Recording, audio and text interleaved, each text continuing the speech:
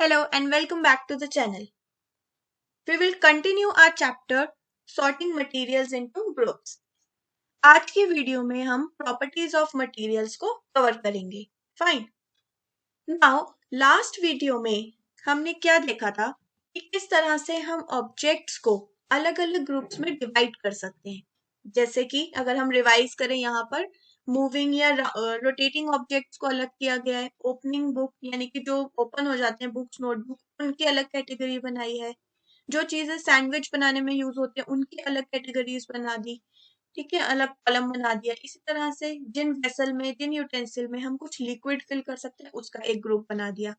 ऐसे ही हमने बहुत सारे कैटेगरीज देखी थी, बहुत सारे ग्रुप्स देखे थे लास्ट वीडियो में जिनमें हम ऑब्जेक्ट्स को डिवाइड कर सकते हैं. उसके अलावा हमने ये भी देखा था कि एक ऑब्जेक्ट जो है बहुत से मटेरियल से मिलके बना होता है. जैसे ये पेंसिल्स है. ठीक है, ये पेंसिल्स जो है वो would say as well as graphite से इनसे मिलके बनी है. क्लियर. फिर हमने बात करी कि हर मटेरियल की अलग अलग प्रॉपर्टी होती है, इसीलिए हम उनसे डिफरेंट काइंड ऑफ ऑब्जेक्ट बना पाते हैं. अब वो जो मटेरियल है उन्हीं प्रॉपर्टीज का हम यूज करके हम ये देखते हैं कि आगे ऑब्जेक्ट उसके साथ बन पाएगा या नहीं बन पाएगा. जैसे कि यहाँ पर आप इमेजेस में देखो.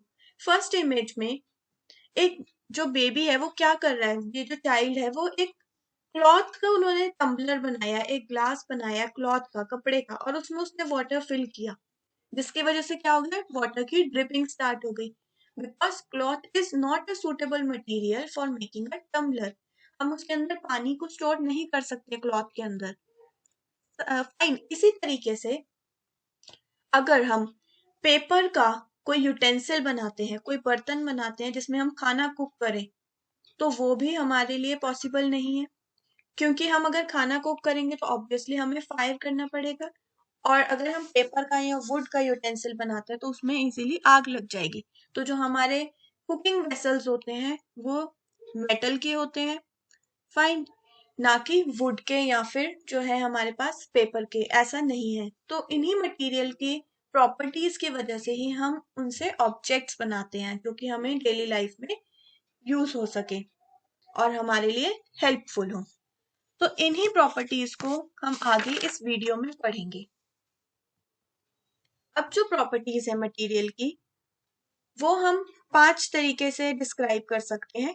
Appearance, hardness, solubility, density and transparency. और भी प्रॉपर्टीज होती हैं लेकिन आपके लेवल तक हमें सिर्फ ये 5 डिस्कस करनी है. बाकी प्रॉपर्टीज आप हायर क्लासेस में साथ साथ पढ़ेंगे. आज की वीडियो में हम सिर्फ 3 प्रॉपर्टीज को लेंगे, appearance, hardness and solubility. So let's start with the first property, appearance. Appearance means जो चीज हमें जैसे दिखती है, अपीयर होती है, वहीं से हमारे पास ये अपीयरेंस आया है, जो प्रॉपर्टी निकल के आई है अपीयरेंस की. अब जैसे यहाँ पे आप पिक्चर में देख सकते हो बहुत सारे आइटम्स हैं, बहुत सारे ऑब्जेक्ट्स हैं, बहुत सारे मटेरियल्स हैं. इन सब मटेरियल को अगर आप देखोगे तो कोई शाइन कर रहा है, कोई बहुत डल है. ठीक है, जैसे कि आप इस व्हाइट कलर के स्टोन को देखो, ये कितना शाइन कर रहा है. लेकिन यही जो दूसरा स्टोन है ये बिल्कुल शाइन नहीं कर रहा, बहुत डल है. ये ग्लास कितना ज्यादा शाइन कर रहा है, जबकि आप ये बास्केट देखोगे इधर तो ये शाइन नहीं कर रही है. तो इन्हीं के अकॉर्डिंग हम आगे मटेरियल बनाते हैं. अब जो भी हमारी ज्वेलरी होती है, ठीक है, वो किस चीजों के बनेगी, जो ज्यादा शाइन करती हैं, क्योंकि हम ज्वेलरी ऐसी पहनते हैं जो शाइन करे. तो गोल्ड सिल्वर से हम अपनी ज्वेलरी बना सकते हैं, जबकि ये जो डल लुकिंग थिंग्स होती हैं इनसे हम कोई और चीज बनाएंगे. तो ये हमारी जैसे ज्वेलरी आइटम्स हैं इनमें हम जेम्स, पर्ल्स और इस टाइप के मटेरियल का यूज करते हैं जिनकी अपीयरेंस कैसी हो, शाइनी हो. ठीक है, शाइनी मटेरियल्स को हम लस्ट्रस मटेरियल भी कहते हैं. मोस्टली जो मेटल्स होते हैं वो शाइनी होते हैं. Copper, lead, tin, nickel, steel, zinc, ये सब क्या है, मेटल्स हैं. और most of the metals are shiny.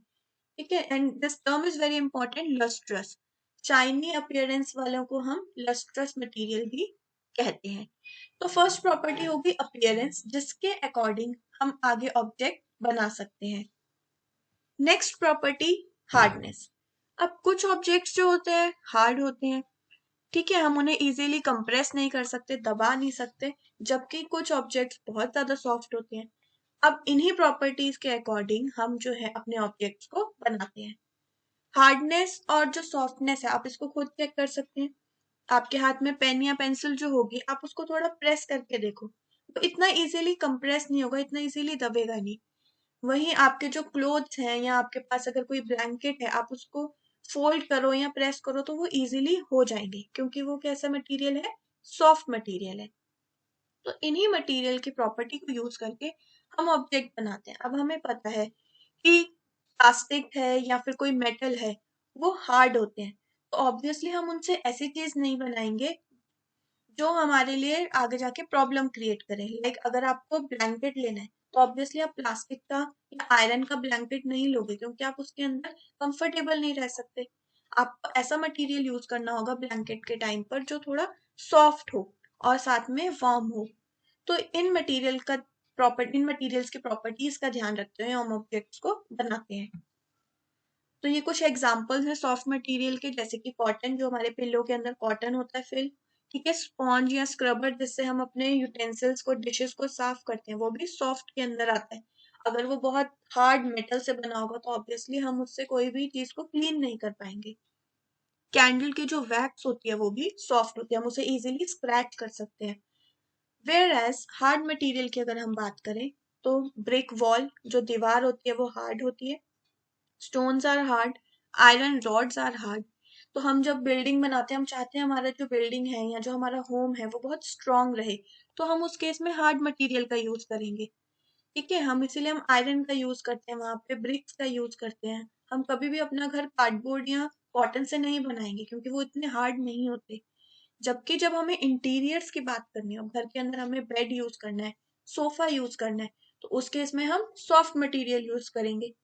ठीक है, इन ऑब्जेक्ट्स को बनाने के लिए हम ऐसी चीज लेंगे जो हमें कंफर्ट दे, यानी कि हम उस केस में सॉफ्ट मटेरियल का यूज करेंगे। तो सेकंड प्रॉपर्टी हमारी डिस्कस होती है यहाँ पर हार्डनेस। फर्स्ट थी appearance, second hardness. Now we move on to the third property which is solubility. This is new for you. इसे समझने के लिए बहुत सिंपल सी एक एक्टिविटी है, वो आप साथ के साथ भी कर सकते हो। Take a glass of water. ठीक है, एक ग्लास लो, उसमें वाटर डालो, पानी डालो। ठीक है, और उसमें थोड़ा सा सॉल्ट डाल के स्टर करके, मतलब मिक्स करके जो है रख दो। थोड़ी देर बाद जब आप देखोगे तो आपका जो वाटर का सोल्यूशन बना है, सॉल्ट और वाटर का, वो एकदम क्लियर है।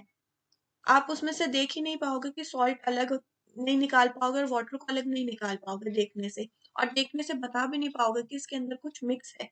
टेस्ट करोगे तो ऑब्वियसली आप बता पाओगे कि इसका टेस्ट थोड़ा सॉल्टी है तो इसमें सॉल्ट मिक्स है, लेकिन देखने से आप नहीं बता पा रहे हो। Why is it so? Because salt is soluble in water. Soluble मतलब क्या होता है, जो चीजें मिक्स हो जाती हैं वाटर में या फिर लिक्विड में, उन्हें हम कहते हैं सॉल्यूबल मटेरियल। तो सॉल्ट क्या है, सॉल्यूबल मटेरियल है। इसी तरह से अब अगर आप ग्लास के अंदर सैंड डालोगे या थोड़ी मड डालोगे, उसको मिक्स करके रख दोगे, थोड़ी देर बाद आप देखोगे तो वो मिक्स नहीं हुई होगी, अभी वो नीचे सेटल हो जाएगी। ठीक है, और वाटर हमारा ऊपर रह जाएगा। इतना क्लियर वाटर तो नहीं मिलेगा आपको, थोड़े बहुत डस्ट पार्टिकल्स इसमें होंगे, लेकिन मोस्ट ऑफ द जो सैंड होगी या जो मड होगा वो नीचे बैठ जाएगी। Why? Because here the sand is not soluble in water, it is insoluble. Insoluble means जो मिक्स नहीं हो पाते हैं वाटर में या फिर लिक्विड में, उन्हें हम कहते हैं insoluble materials। तो solubility मतलब जो मटेरियल मिक्स हो जाए, ठीक है, डिसॉल्व हो जाए, तो वो उसकी प्रॉपर्टी है सॉल्युबिलिटी, कितना वो मटेरियल डिसॉल्व हो जाता है। तो हमारे पास इसमें दो आते हैं, सॉल्युबल मटेरियल, इनसॉल्युबल मटेरियल। तो सॉल्युबल मटेरियल की सॉल्युबिलिटी ज्यादा होती है। फाइन, तो ये हमारी थर्ड प्रॉपर्टी है। इसके अकॉर्डिंग भी हम अपने ऑब्जेक्ट्स को आगे क्लासिफाई कर सकते हैं, बना सकते हैं।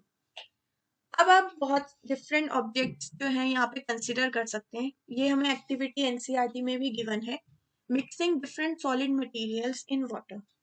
आप ये सब्सटेंस कलेक्ट करो, salt, sugar, sand, chalk powder and sawdust. ठीक है, अब 5 ग्लासेस ऑफ वाटर लो, उनके अंदर 1 टीस्पून जो है इन सब मटेरियल का डालो, स्टर करो मतलब मिक्स करो। थोड़ी देर बाद देखो आपकी क्या ऑब्जर्वेशन है, क्या वो चीज पानी में मिक्स हुई या नहीं मिक्स हुई। तो ये आप इजीली घर पे भी कर सकते हो, सब कुछ अवेलेबल है हमारे पास। सॉ डस्ट होता है, जो हम लकड़ी का जो चूरा होता है वो सॉ डस्ट कहा जाता है। ठीक है, बाकी सब जो है सॉल्ट, शुगर, सैंड तो इजीली सबको मिल ही जाएगी। तो इनसे आप चेक कर सकते हो कौन सी चीज वाटर में डिसअपियर हुई यानी कि गायब हुई और कौन सी चीज नहीं हुई। तो एक्टिविटी करने के बाद जो आपका रिजल्ट आता है उससे आप मैच करना कि आपका भी यही रिजल्ट आ रहा है। सॉल्ट जो है वो डिसअपियर हो जाएगा कंप्लीटली, शुगर भी अच्छे से मिक्स हो जाएगी, हम अब सेपरेट नहीं कर पाएंगे। ठीक है, देखने से नहीं बता पाएंगे कि इस वाटर के अंदर कुछ मिक्स है या नहीं। जबकि सैंड, चॉक पाउडर और सॉडस्ट ये मिक्स नहीं होंगे, ये थोड़े टाइम बाद नीचे बैठना स्टार्ट हो जाएंगे। तो salt and sugar they are soluble material, whereas sand, chalk powder and sawdust they are insoluble materials. Clear? Now this thing is very important. Water is also called universal solvent because it dissolves a large number of substances. Water को हम universal solvent भी कहते हैं। Solvent वो material होते हैं जो अपने में डिसॉल्व करते हैं। ठीक है, जैसे वाटर में हमने सॉल्ट डाला तो वाटर क्या है, सॉल्वेंट है, क्योंकि वो सॉल्ट को अपने अंदर डिसॉल्व कर रहा है। तो वाटर एक यूनिवर्सल सॉल्वेंट है क्योंकि हम बहुत सी जितनी भी चीज को इमेजिन कर सके, मोस्ट ऑफ द थिंग्स जो है वो वाटर में डिसॉल्व हो जाती है। Clear? Not even the solid thing, liquids also, बहुत से ऐसे लिक्विड्स भी हैं जो वाटर में डिसॉल्व हो जाते हैं। लेकिन अगर हम यही चीज ऑयल के साथ करें, ठीक है, या मोल्टन वैक्स के साथ करें, तो जरूरी नहीं कि वो सब चीजें जो है उनमें भी डिसॉल्व हो, लेकिन वाटर के साथ जो है मोस्टली चीजें मिक्स हो जाती हैं, इसीलिए उसे यूनिवर्सल सॉल्वेंट कहते हैं। अब हम कुछ लिक्विड्स के बारे में देखते हैं जो वाटर में डिसॉल्व हो जाते हैं। ये एक्टिविटी भी एनसीईआरटी में गिवन है। आपको 5 लिक्विड्स जो है यहाँ पे कंसिडर करने हैं। Vinegar, lemon juice, mustard oil, coconut oil and kerosene. सब घर में इजीली अवेलेबल है। केरोसिन अवेलेबल नहीं होगा तो आप इसको स्किप कर सकते हैं। अगेन इनको वाटर में मिक्स करके आप देखेंगे और बताएंगे क्या रिजल्ट आता है। अब इनको भी सेम तरीके से आप ग्लास में पानी लो, ठीक है, 5 डिफरेंट ग्लासेस लो या 4 डिफरेंट ग्लासेस लो। केरोसिन नहीं अवेलेबल है, इट्स ओके, उसको स्किप कर सकते हैं। बाकी चीजें जो है इजीली अवेलेबल होती हैं। ग्लास के अंदर वाटर लेके अब 1 टीस्पून उनमें ये आइटम्स डालो, विनेगर, लेमन जूस, अलग अलग ग्लासेस में स्टर करके रख दो। थोड़ी देर बाद देखो क्या ऑब्जर्वेशन आती है आपकी। तो ऑब्जर्वेशन कुछ इस टाइप से होगी, विनेगर और लेमन जूस जो है वो वाटर में इजीली मिक्स हो जाएंगे, लेकिन मस्टर्ड ऑयल, कोकोनट ऑयल जो है वो मिक्स नहीं होते, वो ऊपर ऊपर ही तैरते रहते हैं।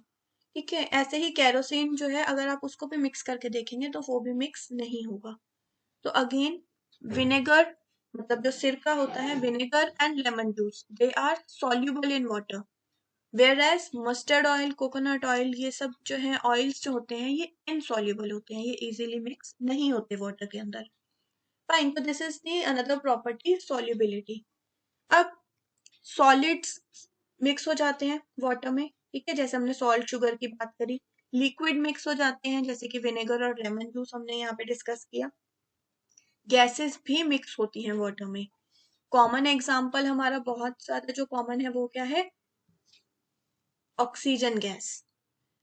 जस्ट इमेजिन अगर गैसेस मिक्स नहीं होती वाटर के अंदर तो मरीन लाइफ कितनी जो है प्रॉब्लम में आ जाती, शायद मरीन लाइफ एग्जिस्ट ही नहीं करती, क्योंकि मरीन एनिमल्स को जो है उन्हें भी ऑक्सीजन चाहिए ब्रीथ करने के लिए, रेस्पायर करने के लिए, ठीक है, रेस्पिरेशन के लिए उन्हें भी ऑक्सीजन चाहिए। अब वो ऑक्सीजन कहाँ से लेते हैं, वाटर से लेते हैं, क्योंकि वाटर के अंदर ऑक्सीजन मिक्स होती है, डिसॉल्व होती है। तो वाटर में गैसेस भी डिसॉल्व हो जाती हैं, तो सॉल्युबल गैसेस भी हमारे पास होती हैं। So with this, we discussed 3 properties: appearance, hardness, and solubility. Rest of the 2 properties we will discuss in our next video. Thanks for watching.